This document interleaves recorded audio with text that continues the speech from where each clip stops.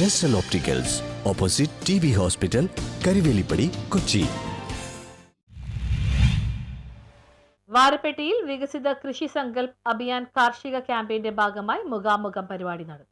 Kochi corporation വിദ്യാലയങ്ങളിൽ നടപ്പാക്കി വരുന്ന എഴുതിത്തീർന്ന സമ്പാദ്യം എന്ന ക്യാമ്പയിന് ഗവൺമെന്റ് UP സ്കൂൾ താമരപ്പറമ്പിൽ പ്രവേശനോത്സവ ദിനത്തിൽ തുടക്കം കുറിച്ചു. പ്രധാനാധ്യാപകൻ ആന്റണി MS സ്വാഗതം പറഞ്ഞു. മട്ടാഞ്ചേരി ഉപജില്ലാ വിദ്യാഭ്യാസ ഓഫീസർ സുധായൻ ഒന്നാം ക്ലാസ് വിദ്യാർത്ഥികളായ ആരവ്, നാസി എന്നീ കുട്ടികളെ കൊണ്ട് എഴുതിത്തീർന്ന പേന പെൻ ചലഞ്ച് ബോക്സിൽ ഇട്ടുകൊണ്ട് എഴുതിത്തീർന്ന സമ്പാദ്യം ക്യാമ്പയിൻ ഉദ്ഘാടനം ചെയ്തു. ഈ ടിക്കറ്റ് ആണെങ്കിലും ഒക്കെ അല്ലേ, എല്ലാം നമ്മളിങ്ങനെ വെറുതെ ഇങ്ങനെ വലിച്ചെറിയുന്ന ഒരു സംസ്കാരം നമ്മളിലുണ്ട്, എല്ലാവർക്കും ഉണ്ട്.